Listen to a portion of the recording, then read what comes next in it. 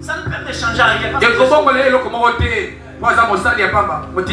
Bien aimé dans le Seigneur, nous servons Dieu parce que il est écrit dans la parole.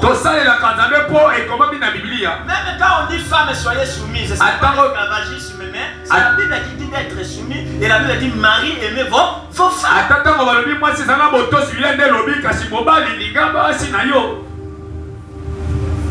Là, je finis avec l'obéissance à la parole de Dieu. Par rapport au temps, je vais gérer l'état parce que mon nom m'acquise.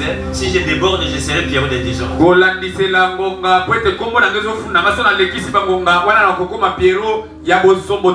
les anglophones, on dit the time is man. Voilà.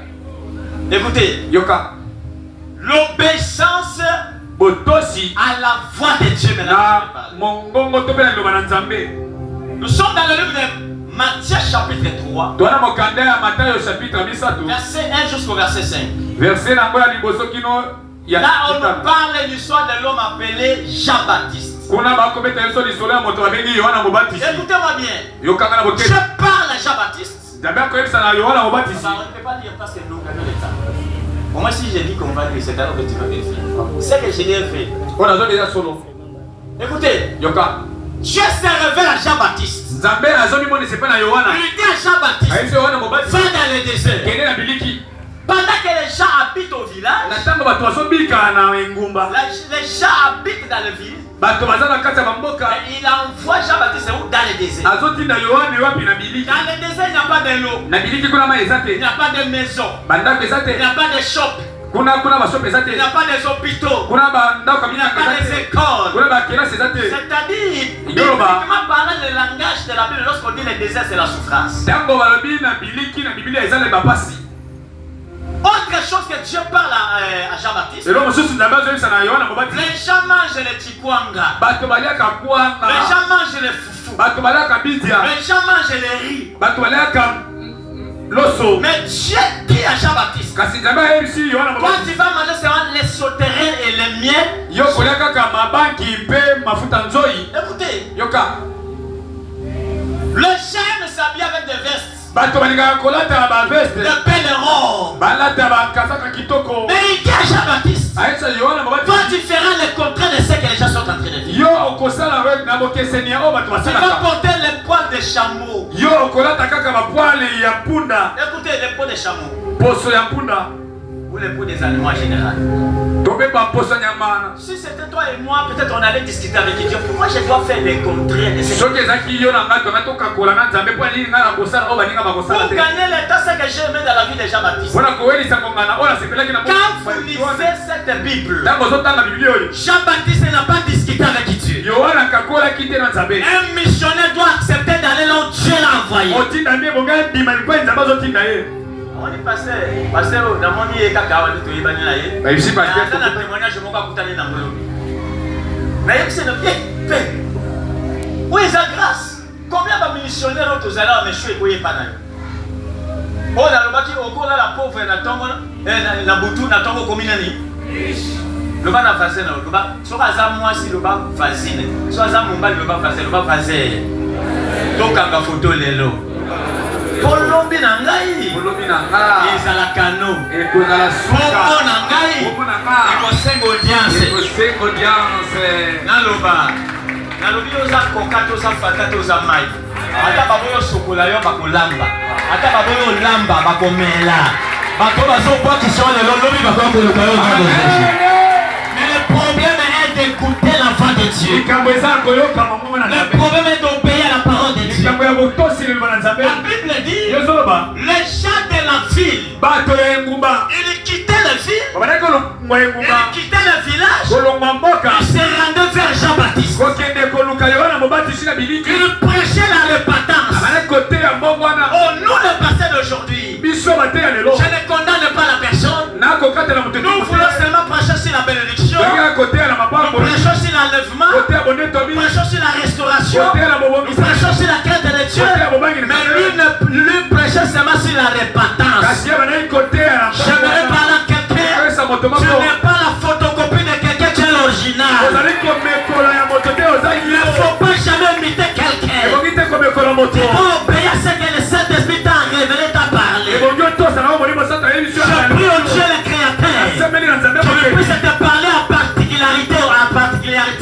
Jésus. Parce que la foi de l'Éternel est particulière. Tu peux dormir avec ta femme sur le même lit, avec ton enfant, avec ton ami. Mais lorsque la foi de l'Éternel parle, vous ne pouvez pas écouter la même manière. David a dit, le Seigneur parlait, il fallait écouter deux fois. Que l'Éternel ouvre tes oreilles spirituelles, que tu puisses écouter les signes de l'Éternel. La Bible dit, je parle tantôt d'une manière à une autre, mais les gens ne prennent pas garde. Le Seigneur peut te parler par la vision, par la foi audible, par les rêves, par la prophétie. Il est souverain, il se cache et se révèle. Quand il se révèle, il se manifeste. Je prie au Dieu le Créateur, tu se manifestes dans ta vie au nom de Jésus. Que tu sois le canal par lequel Dieu va passer pour te bénir au nom de Jésus.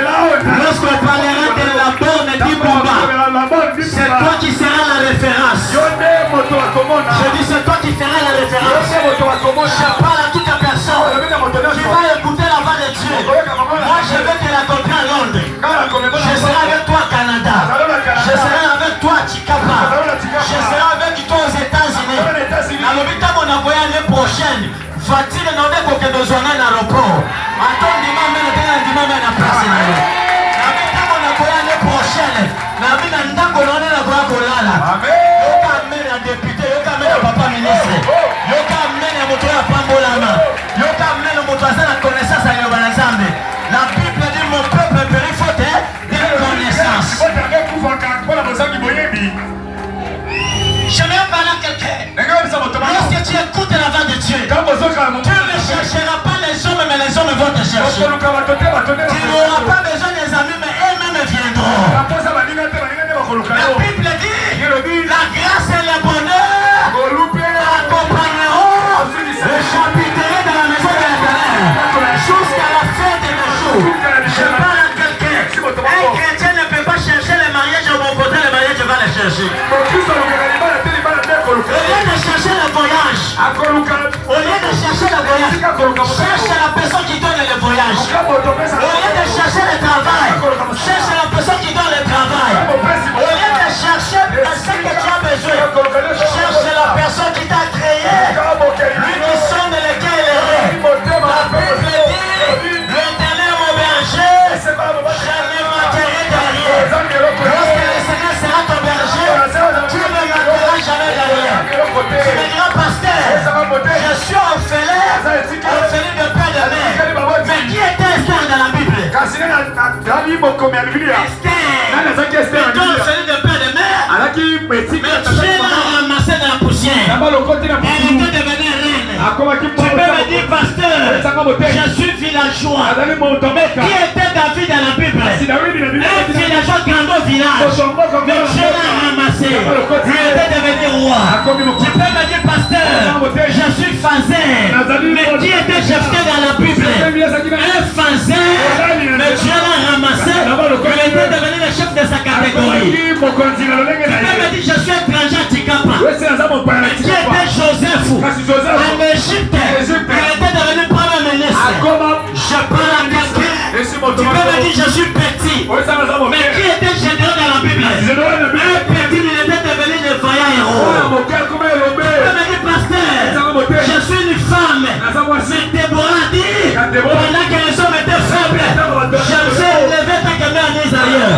C'est toi qui vas marquer ta génération. Je dis l'Éternel va rendre ton nom grand au nom de Jésus. Est-ce que tu écoutes la voix de l'Éternel? Ta vie ne sera pas la même. Ce qu'on peut, c'est quand même une vie, mais ça va tomber l'histoire de la vie. Ce qu'on peut, c'est quand même prolonger, ça va prolonger l'histoire de la vie. L'obéissance à la voix de l'Éternel. L'obéissance à la voix de l'Éternel. Tu n'es pas comme tout le monde. Je ne peux pas prêcher en français parce que vous l'avez, on prêche en français. Même à Lingala. Oui, mon colombo comme ça na terrain mon qu'on a Osborne. Osborne a le bac anglais puis il y a des pères il y a Osborne et il y a Dinabal. Vous voyez que Bah comme la fille ici, parce qu'on a dit, nous avons un terre dans le bosso. Oui, bah pays boy.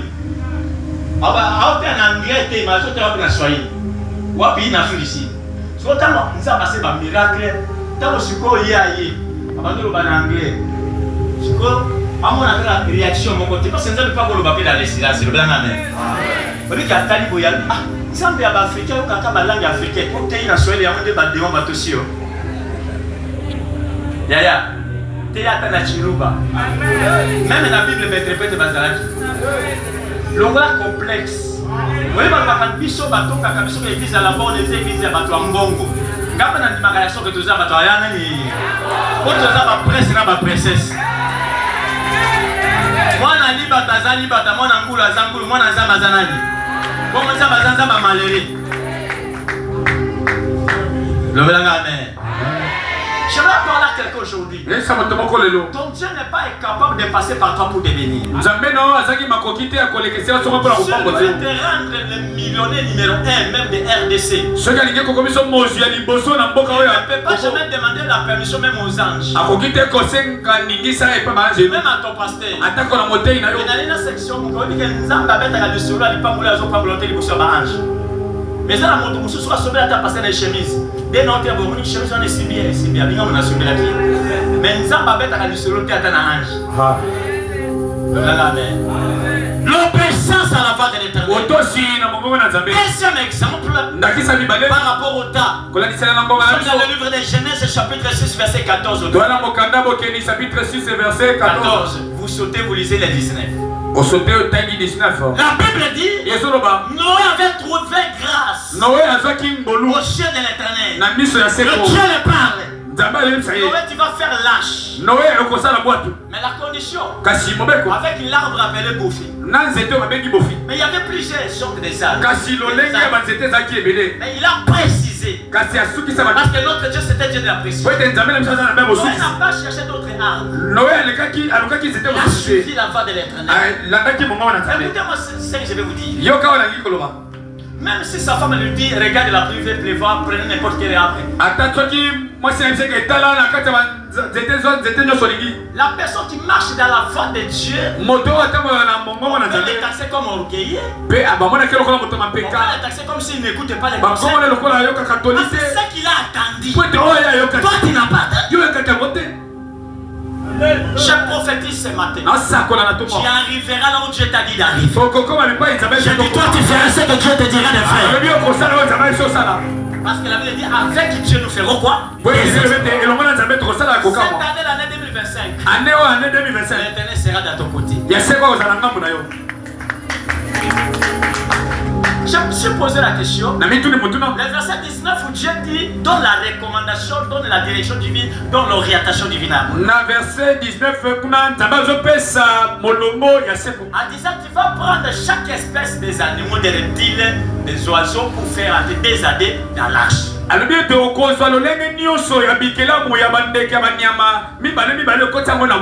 parmi les hommes, tu vas prendre ta femme, tes 3 enfants, et leurs enfants, et les femmes plutôt, et toi. Ce n'est pas leurs enfants, c'est-à-dire leurs femmes et les enfants, c'est-à-dire 6 personnes. Et la femme de Noé avec Noé, ça fait combien? 8 personnes. Vous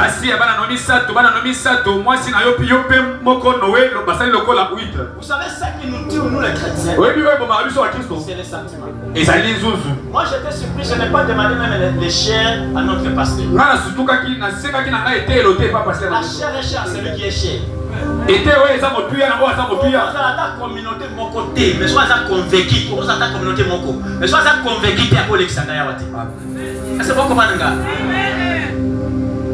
c'est-à-dire quelque part, les gens de l'organisation ils ont écouté la voix de Dieu. Je prends 3 catégories de choses. Je prends parmi les animaux, je me pose la question, Noé allait rattraper les lions où? Parmi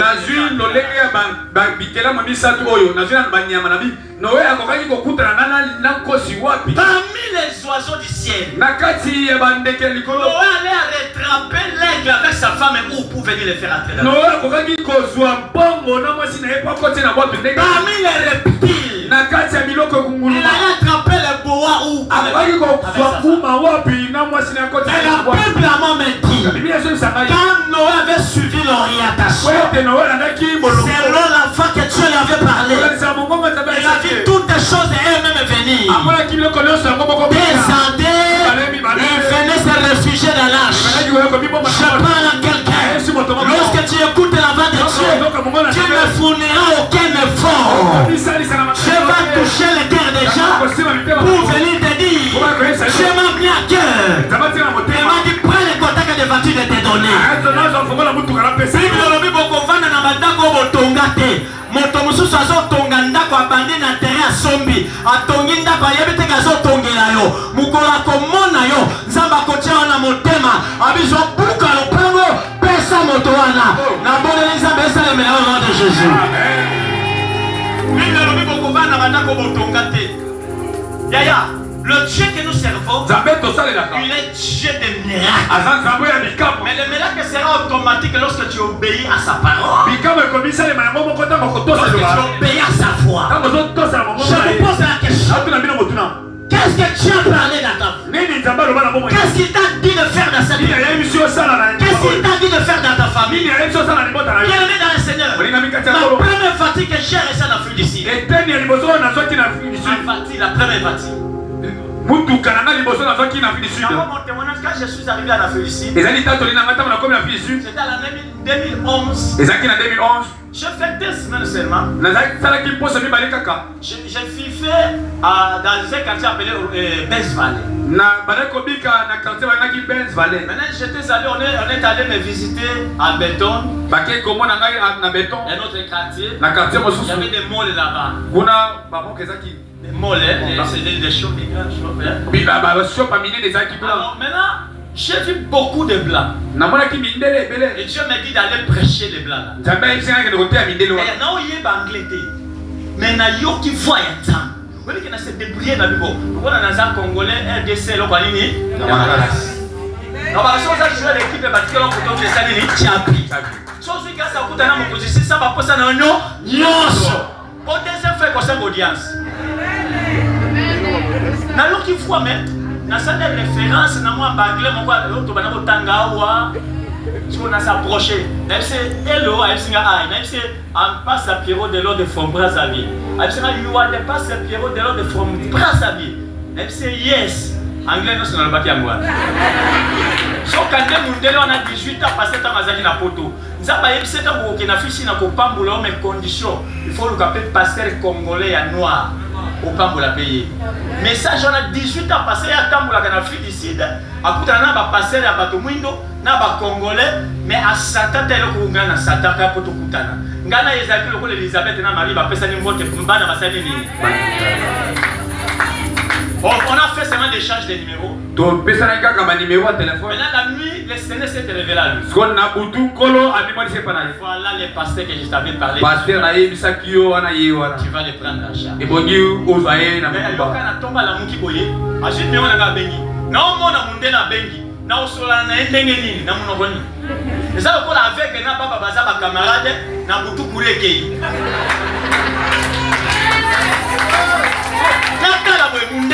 Non, parce que nous sommes un prophète, on sait qu'à Kamutote. Attends, il y a un anglais, mais si vous avez un boss sur la lettre dans la signe, c'est pas baba. Les arabes, attention, il y a un français, il y a un français, bonjour, bonjour, la kisaï. Il y a pas de anglais, il y a un la qui dans la signe, le blanc amen. Dans mon cousin, là, on dit, dans jusqu'au frère, mon père, je moi, on a mon livre. Ouais, avec ça, on a fait. Et puis, alors, comme nous sommes tango ngana longwe na Brazzaville na longwe na Chikapa, c'est-à-dire na perdre ma coordonnée à passer nos la parole éternelle.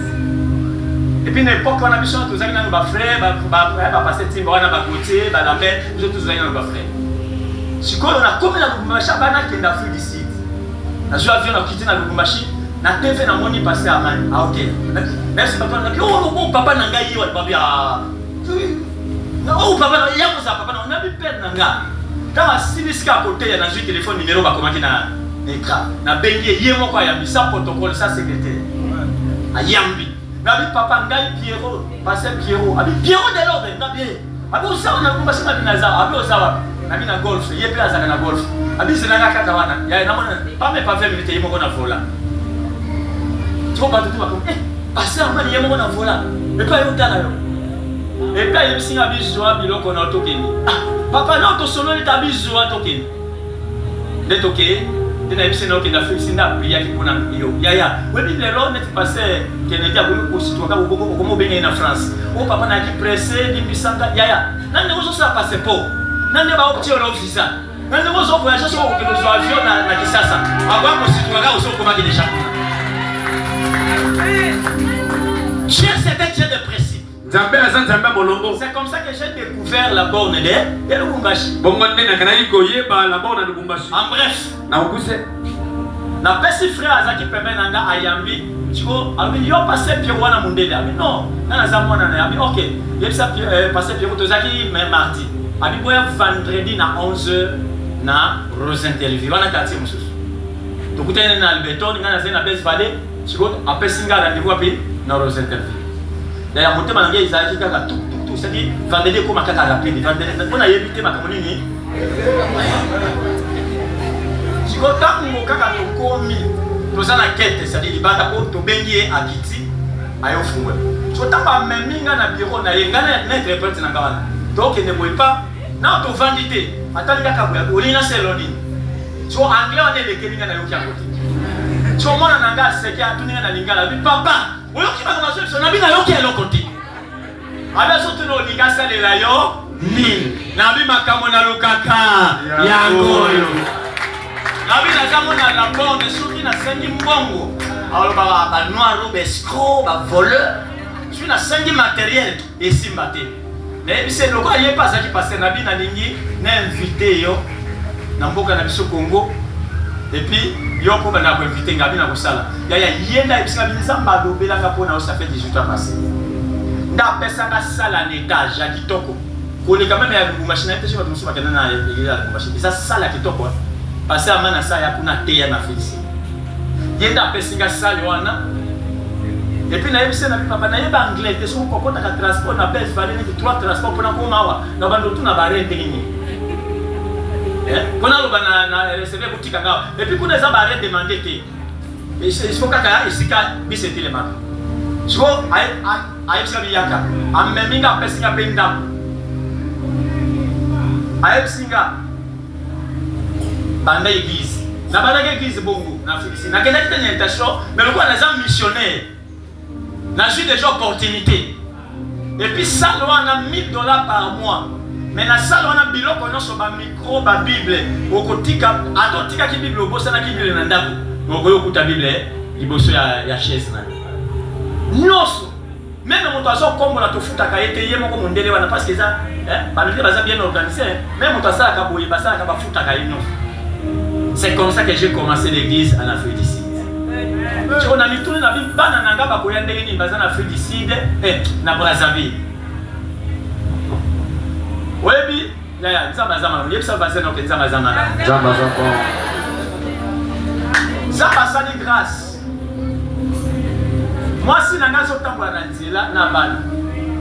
Papa moko amoni abi mwana wa kukanga passer Pierrot, comme on a believe avant dernier. Mwana mwasi. Moi c'est ma boucanier longa tata. So moni Congola boti. Moi na jui tata jui maman tes assistés. Est-ce que na fi mon toi?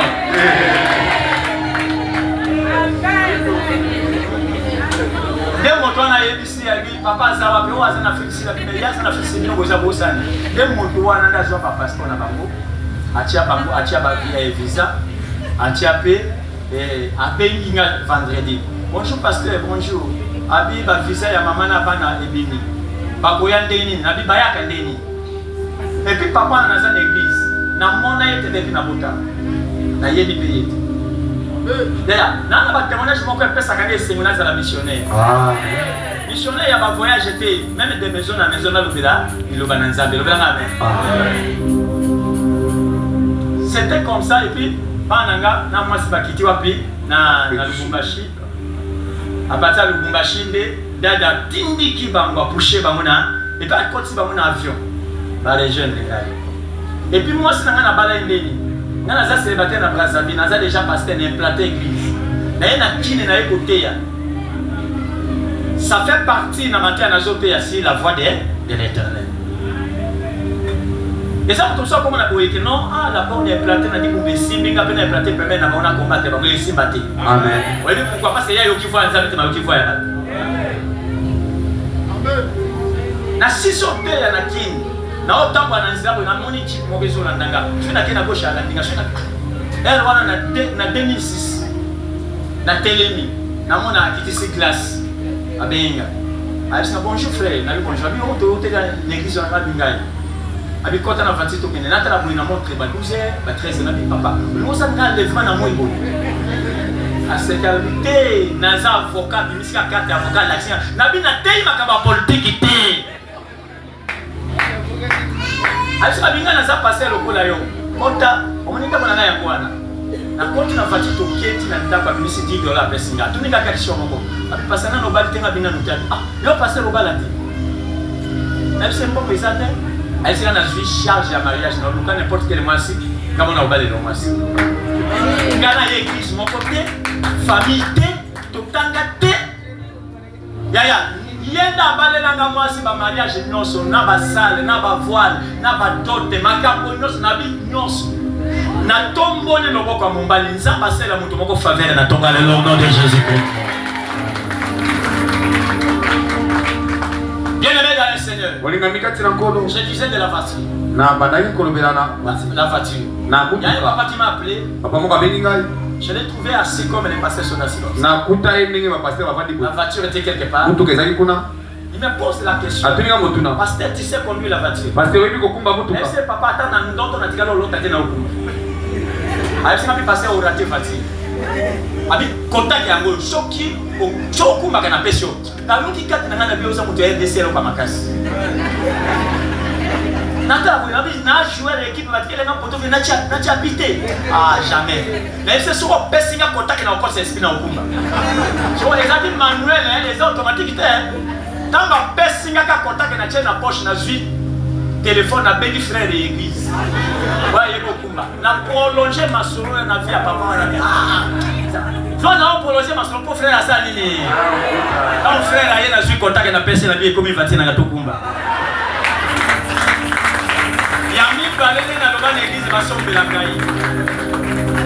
Parce que l'époque où tu l'église dans peut-être tu n'as pas bandi bakenda kozwa bango na ndako ozongisi bango c'est-à-dire ils ont passé pour l'église pose na voiture ya okenda kozwa bandi so bandi moko gagner wana bango pe bazana ba voiture ba banda kozwa to bela na en anglais lift c'est-à-dire so mwana moko azawa assemble kana avant na centre so assemble kana so ki monto moko azana voiture azokende centre yepe apese lift c'est-à-dire apese net moi asungi et pas même aïe. Pourquoi non du sungi voilà. Je n'ai pas que voilà. Je n'ai pas la gaille. Yaya. Mbongo ya kuluwe ça les ate. Mbongo ya kuluwe ndako na ngai zate. Mbongo pe ko soba fatia ko mema kabandi mi pe zate. Mais nzamba pouvoir. Ya on a le baki na matin l'Éternel mon berger je ne manquerai. Ça dit dans je ne manquerai de rien ça veut dire c'est comme un paquet. Donc on a les bouquets. Car l'apôtre Paul dit ceci. Christ a moi l'espérance de la gloire. Il a voulu nous parler. Mais Christ a eu l'espérance de mariage, de voyage.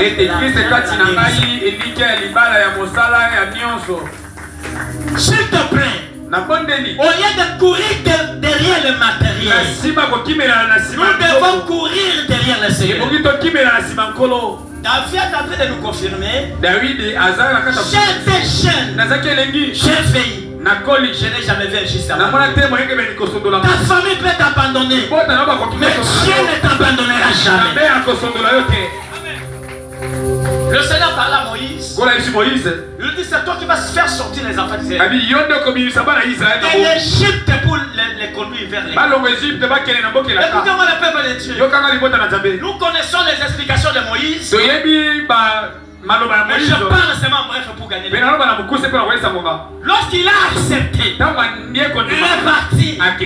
Ils ont traversé le premier obstacle. Parce que dans la mission, il y a aussi les obstacles. Ils ont traversé la mer Rouge. Mais ce qui m'a étonné, bien dans le Seigneur, dans le désert, ils ne vendaient pas.